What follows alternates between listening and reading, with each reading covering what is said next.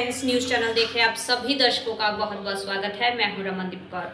इस वक्त की बड़ी खबर आ रही है प्रयागराज से। क्या है पूरा मामला, देखने के लिए बने रहिए हमारे साथ। संगम नगरी प्रयागराज में एक वीडियो सोशल मीडिया पर तेजी से वायरल हो रहा है, जिसमें प्रधानमंत्री जब दावा कर रहे हैं कि आज़ादी के 75 साल पूरे होने से पहले हर भारतीय के पास अपना पक्का मकान होगा, जिस पर अब कांग्रेस के प्रवक्ता हसीब अहमद ने निशाना साधा है। साथ ही उन्होंने आंकड़ा दिया है प्रयागराज का, जिसमें कितने लोग किराए पर रहते हैं और कितनों के पास अपना खुद का मकान नहीं और कितने छात्र हॉस्टल में रह के पढ़ाई कर रहे हैं। ऐसे पे अब कांग्रेस के प्रवक्ता हसीब अहमद ने वायरल वीडियो पर लेकर निशाना साधा है बीजेपी पर, और क्या कुछ कहा है कांग्रेस नेता हसीब अहमद ने वो भी सुनाएंगे। और पहले दिखाते हैं पीएम मोदी का वायरल वीडियो और फिर क्या कुछ कहा कांग्रेस नेता ने वो भी दिखाते हैं।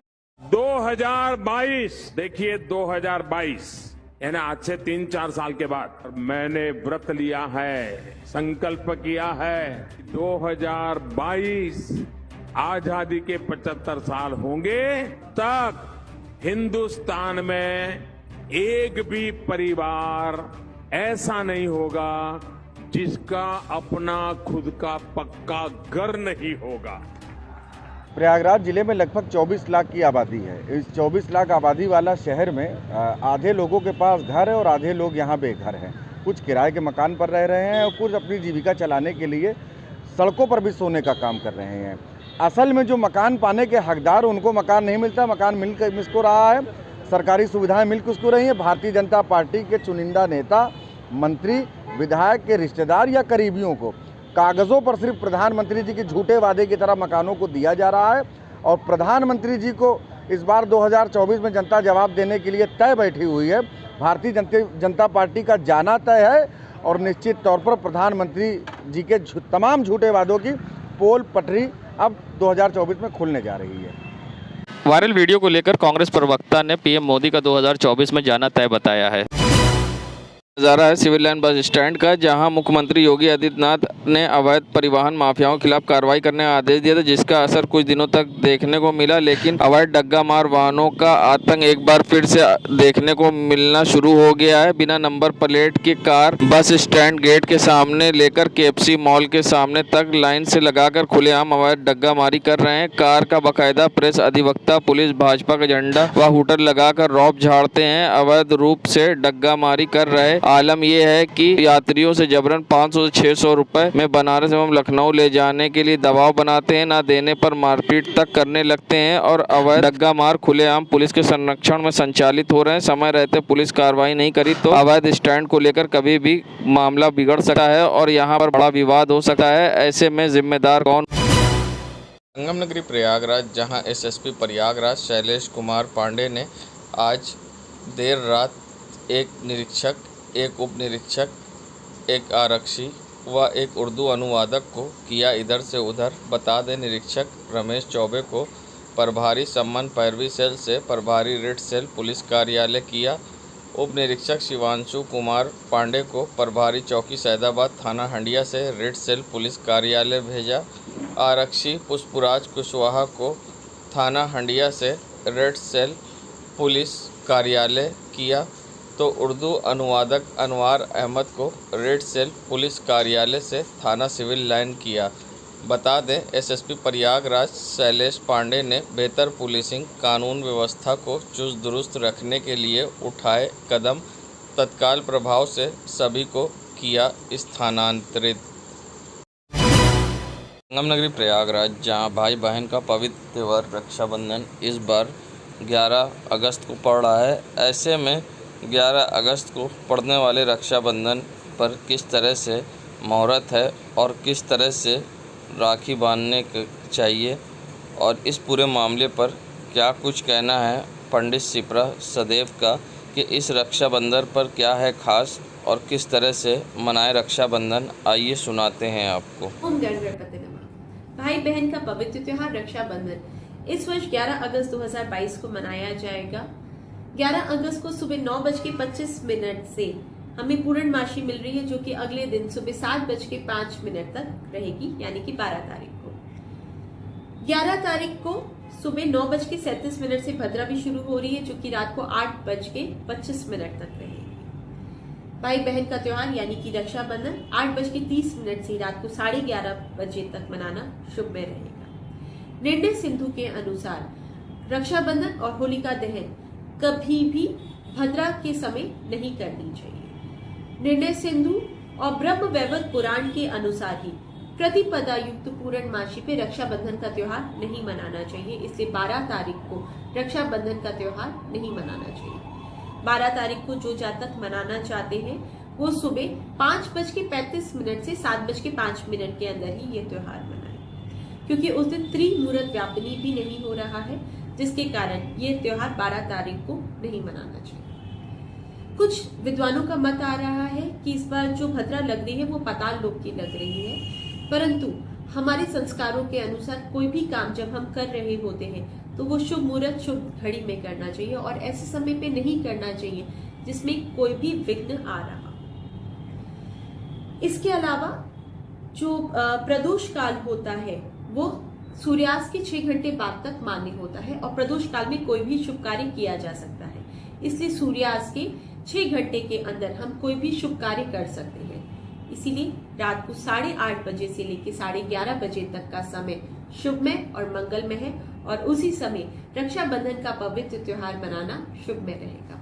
मैं पंडित शुभ्रा सदेव आपसे विदा लेती हूँ। ओम नमः शिवाय। शिव जी सदा सहाय। जय माता दी।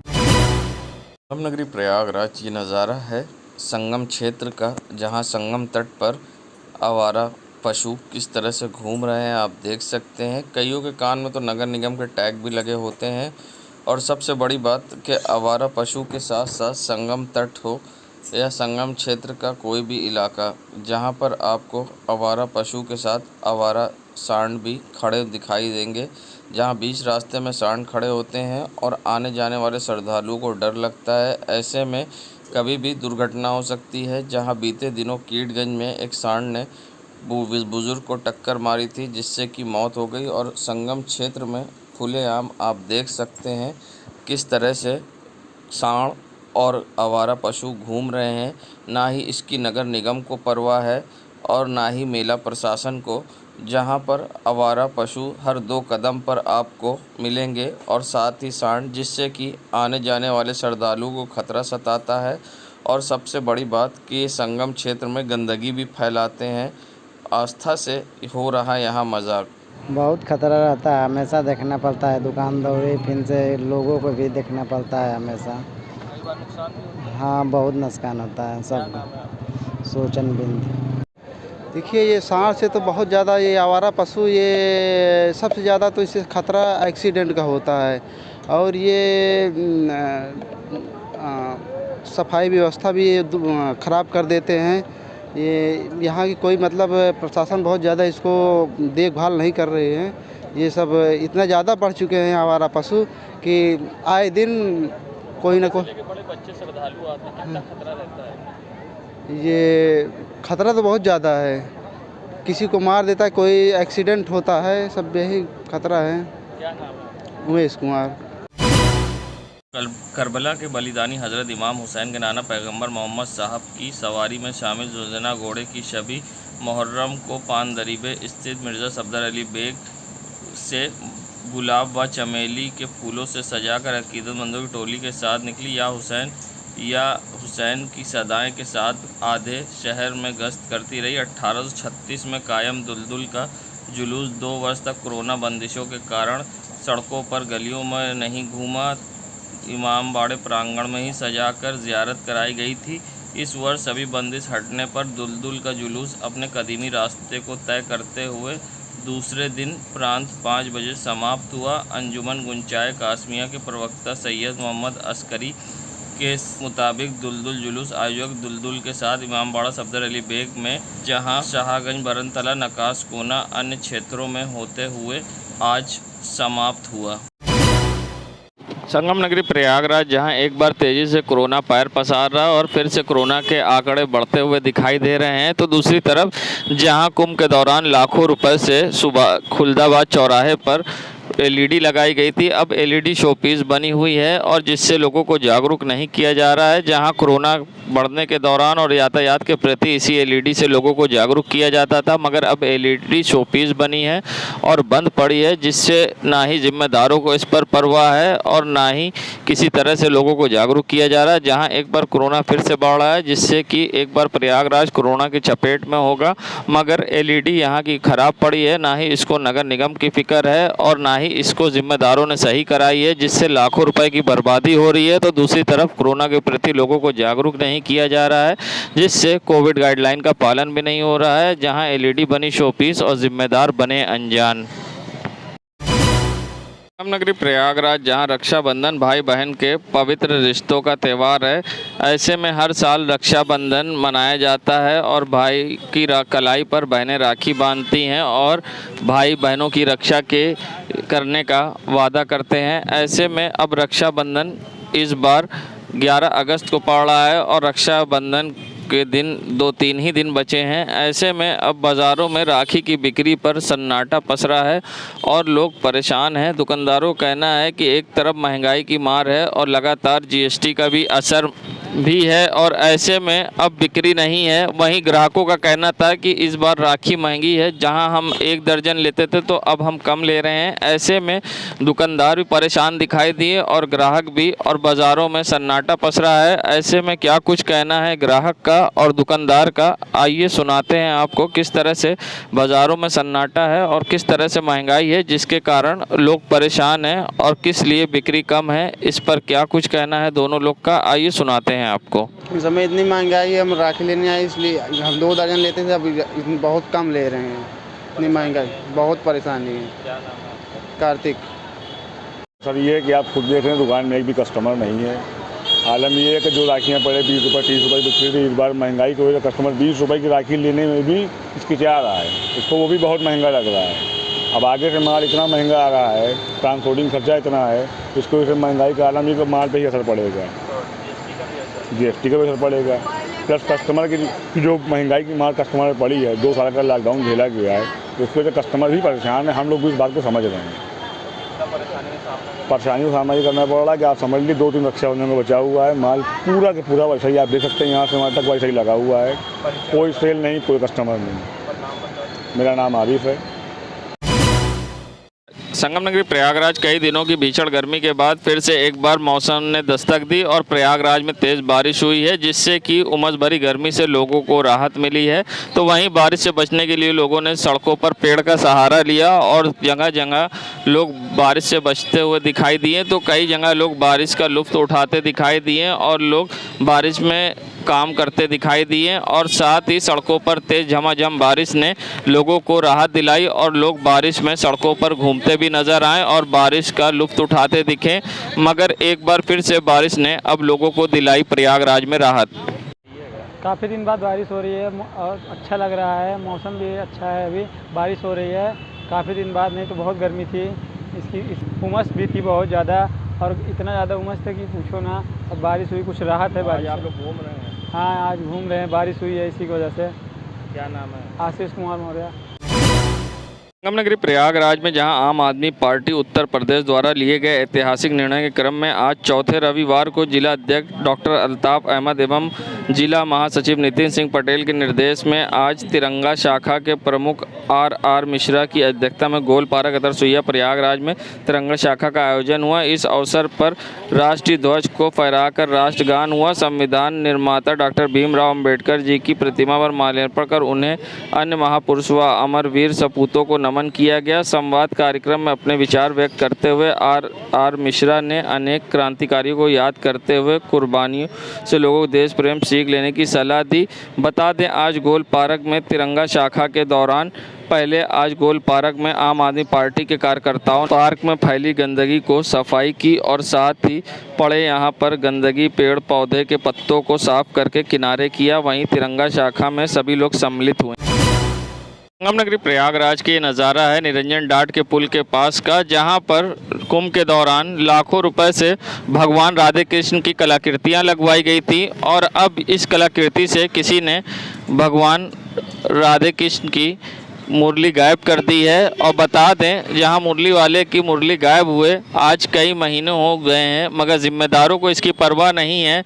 ना ही आज तक यहां दूसरी मुरली लगाई गई और ना ही मुरली गायब करने वाले को पकड़ा गया।